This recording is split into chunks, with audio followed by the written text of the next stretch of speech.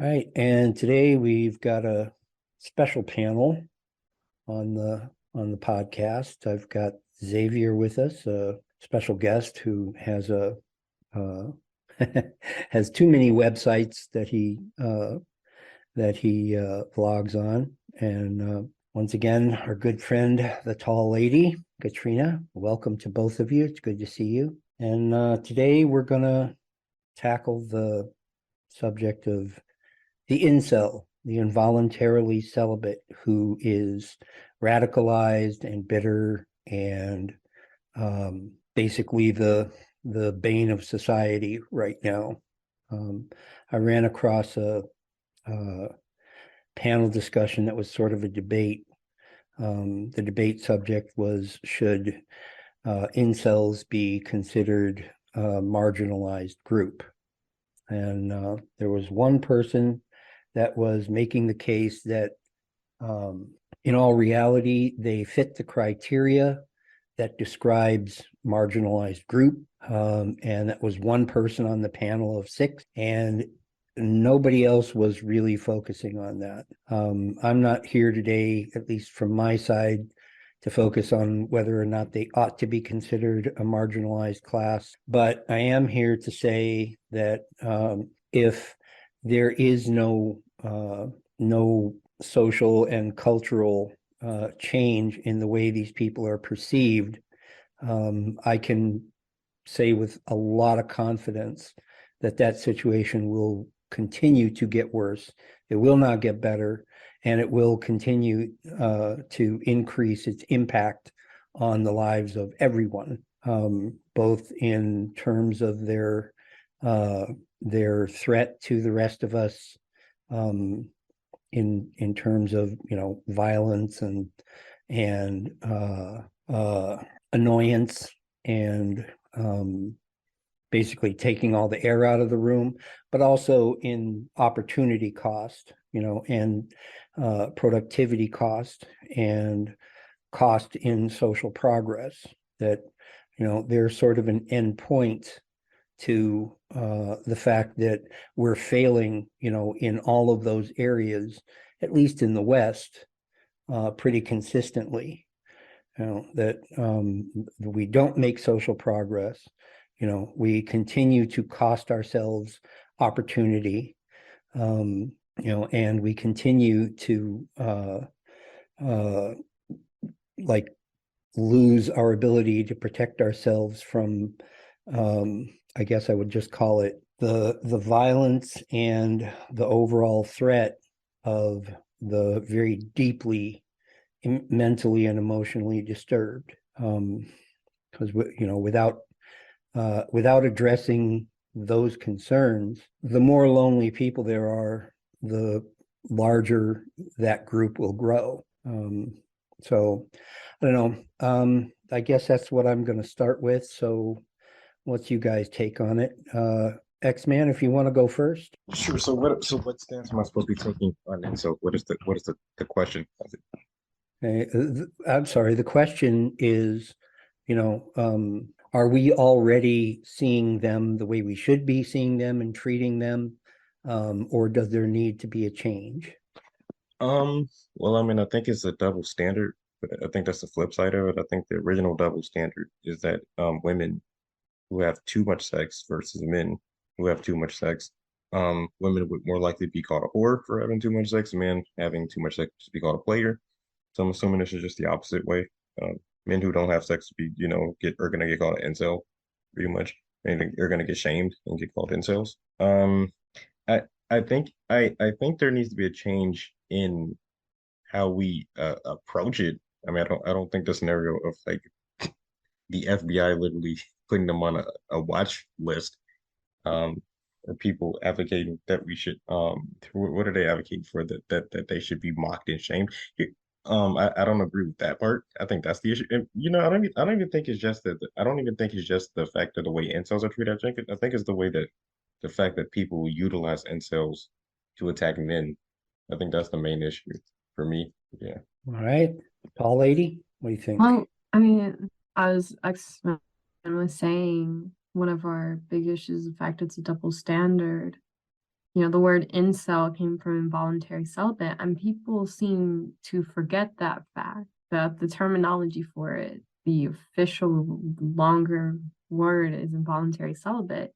It doesn't mean whether you're a good or bad person. The person has put the implication that incel is something negative, and if you're an incel, you're a terrorist, and want to shoot up schools, whatever other things they put towards that name, that was put on by society, and frankly, mainly by female organizations, that they were saying, oh, well, these guys, they have no sex. And so because of that, they're violent. And, now it's turned into a situation where they've taken people who you don't know whether they were or weren't incels. Some maybe did self-employment, that did horrible acts, and they have used it as a reason to make watch lists and to shame people who call themselves that, or to shame people who don't call themselves that, but they just get the vibe the person doesn't have much sexual activity, to hurt them, not thinking about the fact that you can equally say the same thing about women who don't have sexual activity. There are many women who are equally as violent when with or without sexual activity. There are women who've done equal acts. Yeah. And so in a way, they are a marginalized group, incels, but no one wants to think about it that way because they don't want to speak against the bigger crowd that is against them. Right. Yeah, that's And also, I hate to say it, but it is truthful. There are some people call themselves incels who have not made a great example. That's a fact. But that last point that you made, people changing their or not changing their perception because they're afraid of, the reaction of that larger and more powerful group, is coupled with, just kind of a sense of hopelessness, about, that there's anything that can be done for these people. Another thing that tends to make happen is people protecting the idea of a marginalized class or a marginalized group, that it should only be applied to certain groups, certain identities. Even if other groups of people, meet the standard, this is marginalized, this is a group of people underserved and actively being damaged by, either lack of resources or resources brought to bear against them rather than to help them. And I mean, there's a lot of historical examples of the resources of the majority being brought to bear against minorities, who were less powerful, and not just giving them less opportunity and less support, but also actively pursuing them, right? Anybody that remembers, like, you hear the word Jim Crow out there, historically a lot, and basically that's what it was. Jim Crow was not just you can't do this or you can't have that. Jim Crow was also that if you try to get this or you try to have that, you'll end up behind bars, right? That there was a reason why, Jim Crow worked, and it was brute force, right? Now, anybody here in 2022 living anywhere in the West looks at any of that and says, that's a moral crime, right? And as soon as, or as recently, as 25, 30 years ago, somebody like myself was viewed the same way, right? Just because I happen to be, afflicted with alcoholism, like really profound alcoholism. not only was, and to some degree I still am, prevented from taking certain opportunities because of it, but also, me trying to, live my life back in that time would easily run me afoul of, good old law and order. That's changing, but only very slowly, And like I say, this group of people, I don't see enough difference between them and somebody like myself for sure to be able to say, I deserve this brand of attention and support, and they do not. And the reason I say that is because just like me, personally, and as I was saying to XMan before we started, there is kind of a lot wrong with really militant and radicalized black pill incels. They're in the eye of the public, there's not enough difference between them and just people who, don't have any luck getting laid. But other than that, they're fine, you know. So it makes it a little murkier. But besides that, the ones that do violence and the ones that cause trouble and the ones that that disrupt order are getting all the attention, right? And the attention that they're getting, as XMan and I were talking, is that they end up on watch lists, and they end up being surveilled and investigated, and driven into hiding. And like I said,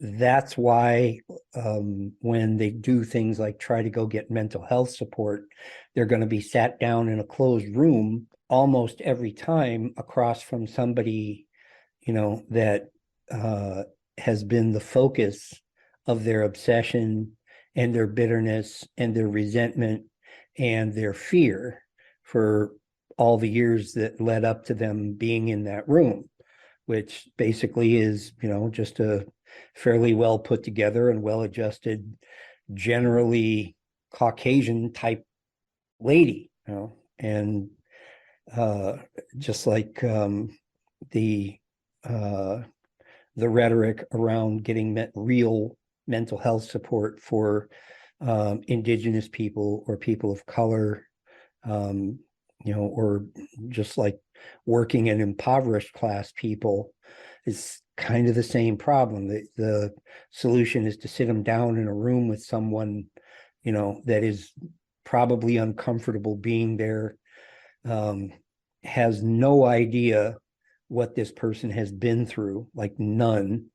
And, all of their training, all of their experience, and all of their ongoing community support basically pulls them away from really seeing this person as a person.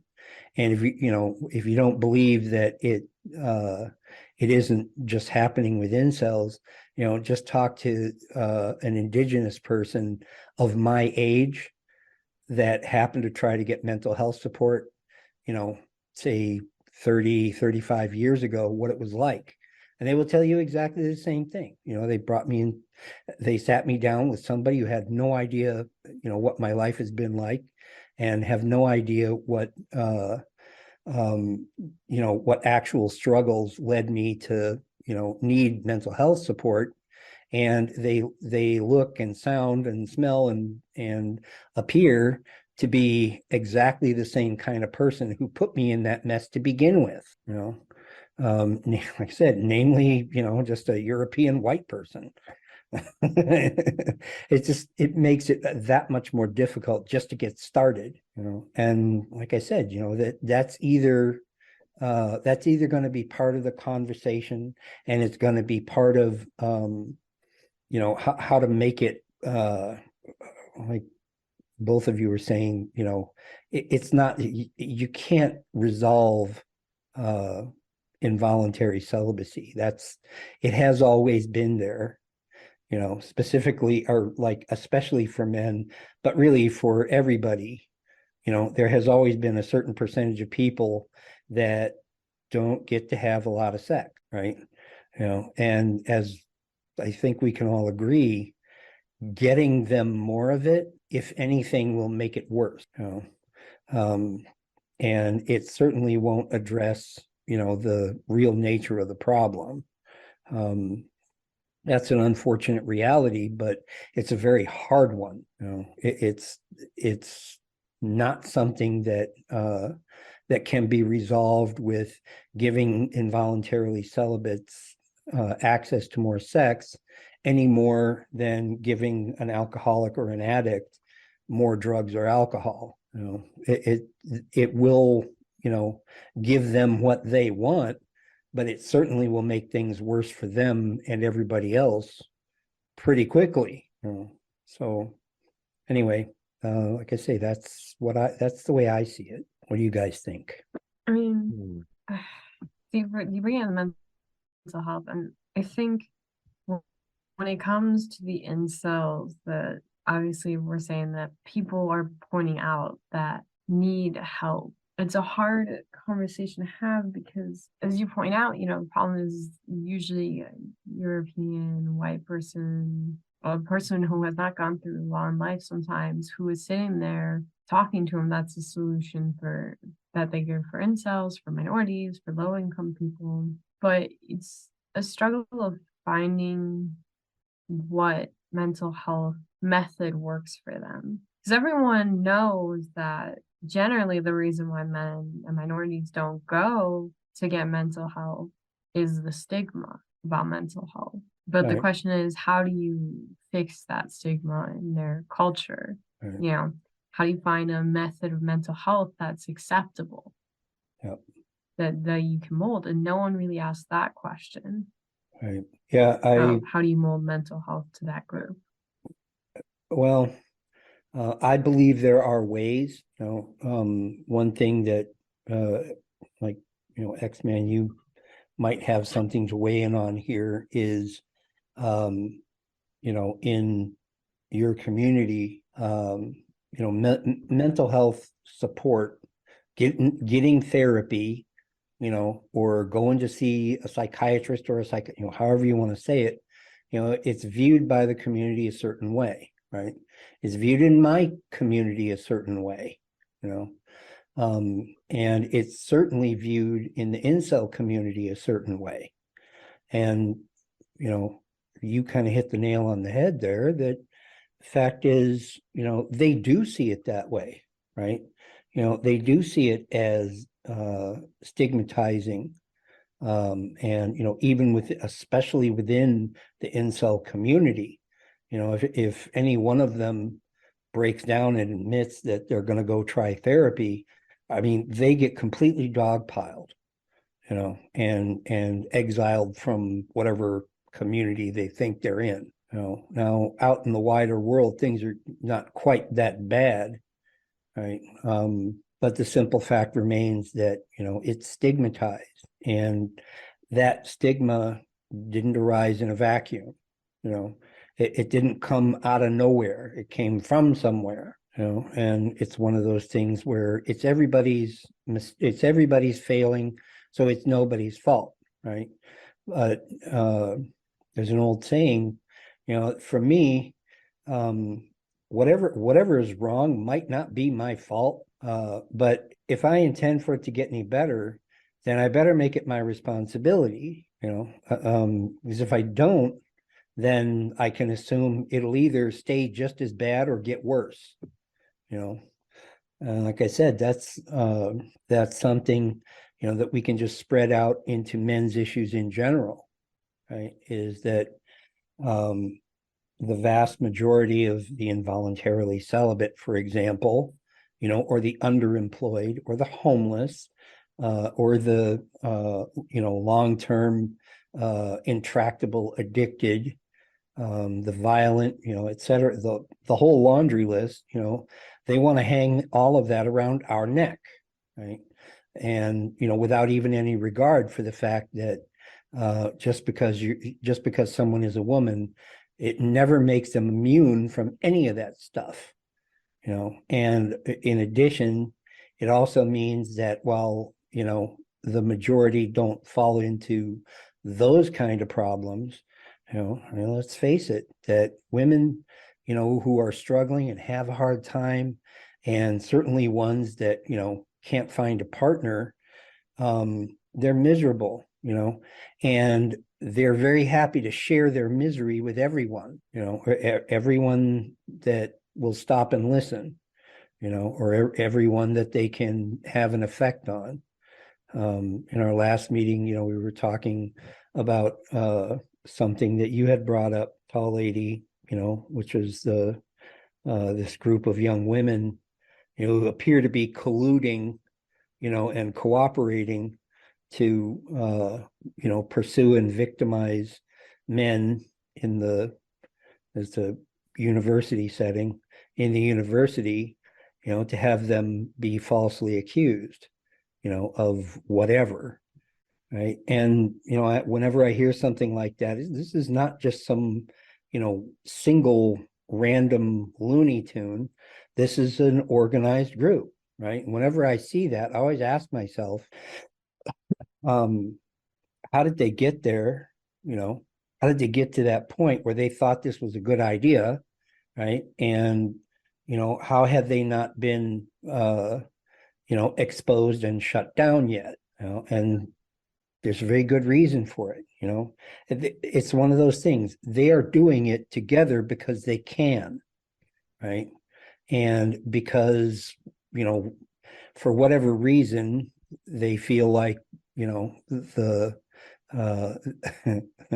the system, the men, whatever, have it coming, right? Now, in the cold light of day, that sounds crazy, right? That just sounds like really antisocial and kind of psychotic. But yet we know that sort of thing goes on all the time, right? And if we want to do something about it, it's like, if we're really lucky, especially considering what that group is. If we're really lucky, they'll be exposed and at least exposed and shut down. The chances are not good, but it's possible, But with things like that, it's just like cockroaches. If you see one, there's 10,000, right? And it's like getting one operation like that out in the open and discontinued doesn't mean the problem has gone away, right? It just means it will change, become more clever, become more adaptable, and harder to detect. And the incel community is a perfect example of that. They're more secretive, they're more conniving, they're more clever, and they're more cunning than they've ever been, and they're probably more organized than they've ever been. But I mean, let's face it, throughout human history, there's always been involuntary celibates. This is more recent and it's very sudden, but like I said, like prying up one group of incels and exposing them and shutting them down and doing whatever you do, it's not going to fix it, no matter what. It just won't. I wish it would, because then that would mean, everybody that wasn't in that particular group would suddenly be happy and leave everybody alone, and either like get laid or be happy not getting laid. I wouldn't care which, right? But we know it's not going to be like that, and it never is. So, like I said, that's the way I look at it. This is considering the percentage of incels that are profoundly what they call neurodivergent, people who don't think like we do, autistics or people on the spectrum, people with bipolar disorder, people with borderline personality, something that makes them not be able to think and react and function the way, quote, normal people do. That percentage in that group is huge compared to the general public, huge. And I point to the mental health support part of it just because they're percentage, or the percentage of them who have or are seeking mental health support compared to the percentage of the general public is huge, you know. And conversely, you know, most people that actually go get and really try to, you know, take advantage of mental health support, who are not radical incels, almost 92% of them report overall, you know, a positive result, that they actually got what they needed, or at least some of what they need. You know, almost none of the incels report that, right? You know, they've gone to get mental health support, and they've been sat down in a room with somebody that, you know, they mutually consider each other enemies, adversaries, you know, antagonists, right? And yet one is supposed to sit there and, you know, give therapy to the other. What are the chances of that ever working? You know, it's unreasonable even to try. You know? So to answer your question, you know, what should be done? We talk a lot in men's support circles about, you know, other forms of therapy besides talk therapy. You know, and I believe that it's essential for men's mental health support in general, that they not just be, again, you know, I hate to like make it a meme, but, you know, get stuck in a room with somebody who's completely different from us. I mean, I really, really lucked out. The more I think about this stuff, the more, you know, it becomes clear to me that just because I happen to be able to respond well to that for whatever reason, it worked for me. You know, but that's a sample set of one, you know, and we're talking about tens of millions of people, you know, and you can't go by me, you know. Men need other kinds of support, right? But as far as the what, there's a lot out there, you know. Men's sheds, you know, spiritually based or even non-spiritually based mutual support for each other. You know, just like AA meetings are just mutual support. There's no professionals there. It's just, you know, one alcoholic helping another, right? One man helping another, right? Especially while they're doing something, you know. Equine support. That's why I've got the picture of the horse, you know, because those are alternative forms of therapy that men respond to, you know. And at least from what I hear tell, you know, there's actually a lot of women who respond very well to those other forms of therapy. But, you know, what people need, what the public needs, is a reason to spend the money and resources and all of that to make that stuff happen.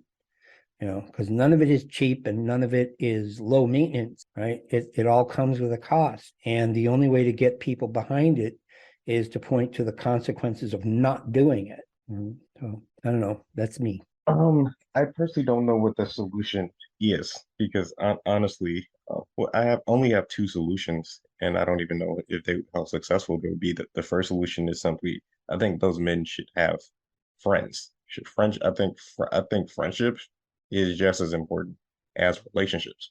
And I think when they have actual people to talk to, actual friends that they can communicate with, they'll see that relationships shouldn't be a complete priority in your life. And secondly, the only second thing I would do is to say we would have to stop the stigma of people of this idea that men have to go out of their way to find women in their life. But the problem here, but I just don't see the solution because the problem that we keep not addressing here is that a this stigma is not only is pushed by both men and women, and even when men try to get away from that stigma, women completely antagonize the fact that they're trying to get away from that stigma. So so I mean, and we don't live in a society that criticizes women. So correct. So I mean, I don't see that I don't see any actual genuine solution that would work. Um, as we pointed out with therapy Um, can't. Oh, sorry. Go ahead. well, I was just gonna say, I think the the solution to that is that we need to really put efforts in reteaching people. That's sort of part of what therapy is, in a way, is it's trying to get people to open up and think about different ways of thinking. And I think we need to find some way to really reteach and open up minds again to questioning themselves and their tactics, if you will, or their way of going about life, and start making them question and criticize women more, and reteaching women that there are equally as many consequences to their actions and that they need a sense of responsibility, because that's been the biggest problems. We have not really taught women a sense of responsibility to certain actions. And I'm not saying therapy is the answer, but some form of activity we could find that makes them relearn that social connection of men and women and responsibility. Yeah.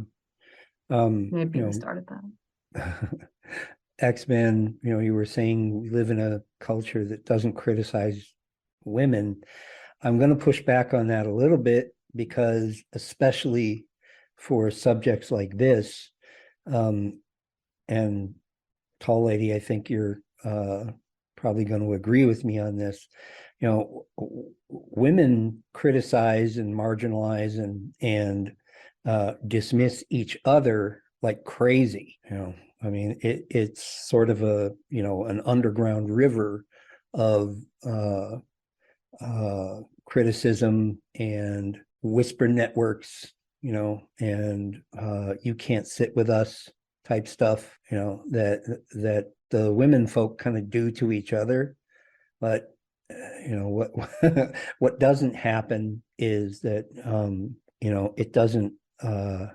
it doesn't show up that way in how women treat men. And oh, you can call me Taz, that's fine. But it's okay either way, really. But anyway, like I said, it doesn't translate. The toxic behavior, among women and how they treat each other, especially if they're, having a hard time finding a partner, is different than the way even those same women will treat men who are having a hard time finding a partner or having sex or being intimate. It just looks different. And yeah, go ahead. You're right. I mean, it's probably my fault. I should have been a little more clear. I meant criticize women as in like in general, like as a general demographic. I'm sure they do criticize each other personally, like in their everyday life. I meant criticize as like a demographic. Yeah. And like I say, that you're absolutely right. That disparity means that, it's invisible, both the criticism that they put on each other, and the invisibility of the fact that the culture as a whole, doesn't. I think what we're looking for is holding them accountable, and criticizing, when they fail to meet that standard. We don't do that, but a lot of times, women treat each other like crap. They really do, and but like I say, it looks different. So on the one side, the women will say, man, I already got enough on my plate, I'm not going to be worried about incels. But on the other hand, people, men like us, look at the whole thing and say, these people, and I say people, are not just, lonely men who've been rejected a couple of times. Something has gone wrong, and in order to be able to hold them accountable, we have to bring them up where we are. As we keep them down there where they are now, they'll never be accountable. They'll keep acting up. They'll get, the group will get bigger. Our group will get smaller, and, then math takes over, right?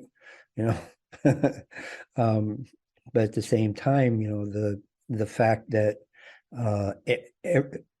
every one of these issues, even the ones that are mostly a problem for men, it has an impact on women, right?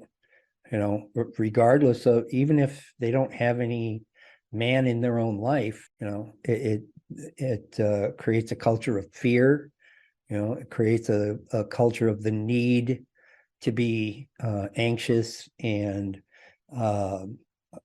careful, and more frightened than than is healthy.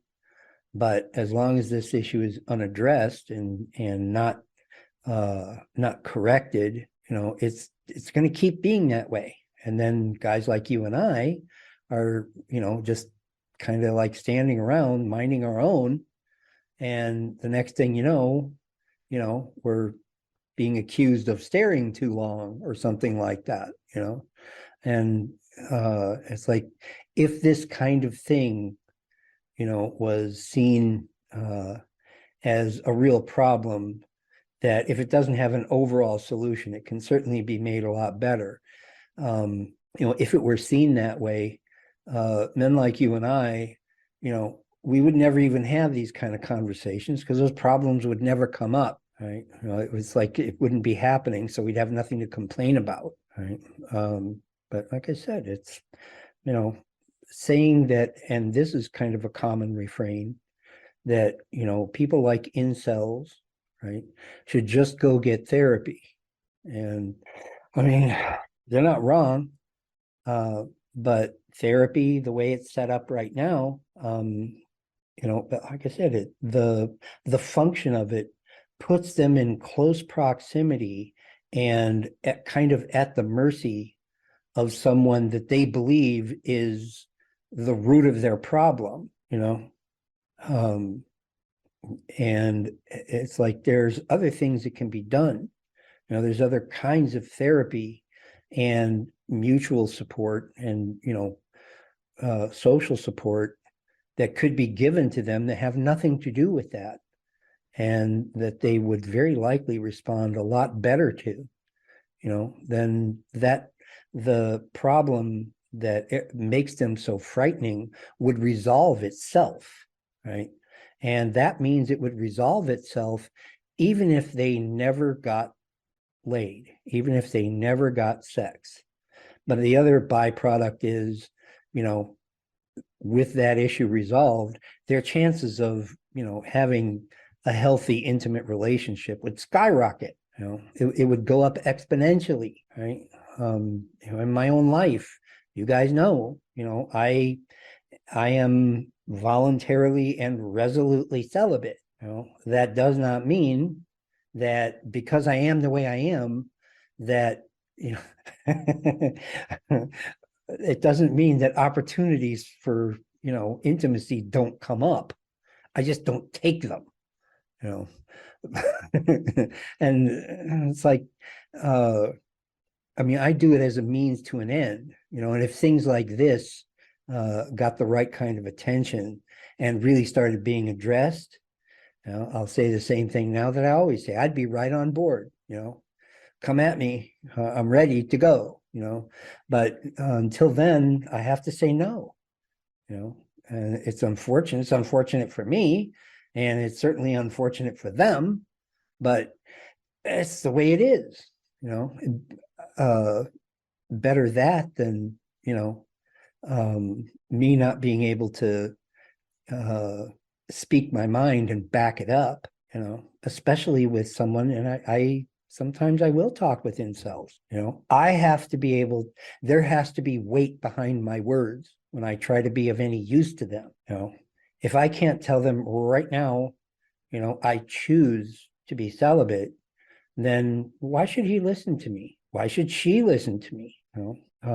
If I were them, I wouldn't. Anyway, I don't know. Does anybody have any final thoughts? Yeah, I mean, I just have to apologize to them. I mean, because I really don't. I just think it's gonna get worse before it gets any better. I don't see anything. Like, I just don't see any. I don't see any real like social solutions outside of the small scenario of them finding friendships. Maybe friends, like friendships as at least a sort of half replacement. Uh, because like I said, I usually only have solutions for things that are legal. This is more like a social thing, and it's not a social thing that I think could easily be resolved. It yeah, I just have to apologize to them. I don't see it getting any better anytime soon in this current climate. Yeah. I don't know. While you were talking just now, I thought to myself, would I, if someone came to me and was asking for, support and mentorship, right? Somebody to be a role model or and a good example, would I send that person to XMan? And my point is the answer is yes, that I would do that. I would say, I know a fella, he's got his stuff together. He thinks clearly, he can speak his mind and back it up. He's not a professional therapist.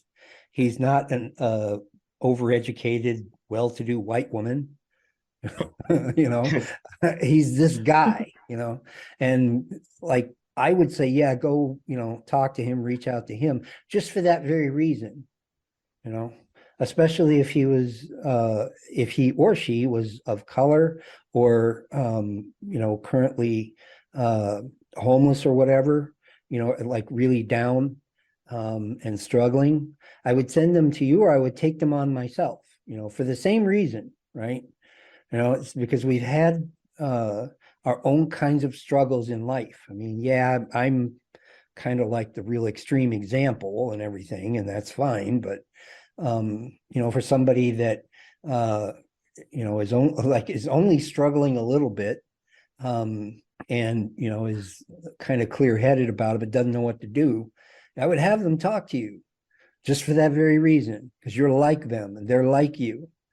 And somebody that's really had it bad and really on the edge, I would try to help them myself because I've been there and I've done that. And like I said, it's the people who helped get me to that place, they are honestly, I mean, all of them, Shelly, Becky, Melanie, Keely, guys, these are all, basically white women. Right? And all of them well educated and fairly well fixed. But the hard reality is I can't send, just anybody else to them and expect it to work. Some of it I have to do myself. And XMan, what you were saying about, friendships and relationships like that, I recently gained sight of the importance of that, and you seem to have, seem to see the importance of it. And tall lady, I think you too, but most people don't. They just don't. So tall lady, what do you think? Yeah, I'm I'm gonna end up building on next one's point. I don't think we'll obviously have an immediate solution to this situation. Obviously, to fix this whole thing, we need such a large social change and reteaching and in a way going back to the philosophical times of Socrates, getting people to be doing the questioning game.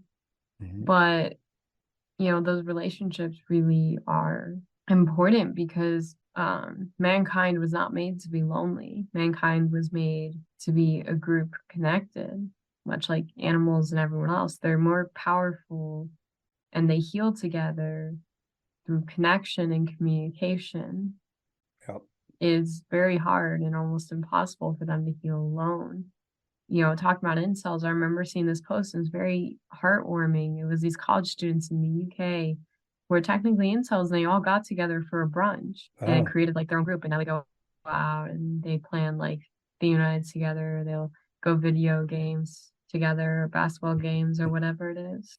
And they're really, they're non-toxic. They're not what people would generalize the incel to be. They're very good young men yep. who are a group of friends who do not have sexual relations Right. involuntarily, but they are not bad people. They're very good people, but they have that group which helps them sort of keep each other in check. Yep. That's the biggest part of communication. It is a check and balance system for yourself Yeah. Yeah. and checking in with someone else and getting their opinion. Yep. You know, mentoring, mutually supporting each other. You know, there's kind of a idea in recovery, 12-step recovery, that, you know, really sometimes pain and desperation creates really beautiful things. The trouble is it just doesn't work out that way every time, you know. And unless and until, you know, there's enough of it where you can point to it and say, not just say, well, it's possible for you too, but also to say it is possible, but you have to do what they're doing, you know. And we have, and like the society, like XMan was pointing out, you know, has to allow that to happen, right? If it isn't allowed to happen, just like with you know, 12-step recovery programs, if the general public was not so desperate to deal with the, you know, the alcoholic problem, maybe 12-step recovery to this day wouldn't even exist. You know, we would still just be in the netherworld of being a drunk or being a drug addict, you know. And believe you me, that's a netherworld. That's a dark, dark place, you know. And until more groups of people like the ones you just described show up and can outline, you know, how they got out of it and how they were able to do better, it's very difficult to just sit down with somebody who's been a radicalized incel and say, oh golly, just don't give up hope, you know, because from their perspective that sounds crazy. You know. Yeah. That's just like, you know, for me, until I was actually able to get well, you know, telling me don't give up hope and put the cork back in that bottle would have sounded crazy, you know. This is like, what do you mean don't give up hope? You know, that went by the boards a long time ago. And no, I'm not going to put a cork in this bottle. You know, I'm going to drink it. Again, you know, it all sounds terrible from this perspective, but at the time that's the way it was, you know. So anyway, on that jolly note, I think we can wrap this up. So thanks to both of you for being here. XMan, really appreciate your perspective, and thanks so much for taking the time to join us. Hopefully next week, Dead Duck will be back with us, and we will talk to you all then. So thank you. Okay. Tess, Yeah. I plan on I might write an article about Oh. incels that might to probably try to shed some light on the whole scenario in the future. All right. Well, if you do, then I think that would be a good time to have you back on the show. You know, I mean, one thing that, you know, I firmly believe in is if I can hear an informed opinion about, you know, a group of people that's struggling from somebody that's not struggling, you know, then it, like I said, it lends a little hope, you know, and it makes things clear, because since you're not one of these people, I think you should, you know, I think it's very important to hear from you, you know. So thank you. And we'll see you again soon. Then let me know when you got it out there. Of course. Right. And tall lady, thank you again. I'm going to have to jump off now. So I Always a guess pleasure. thank you. And I will talk to you all again next week, if not before. All right. All right. Bye. Okay.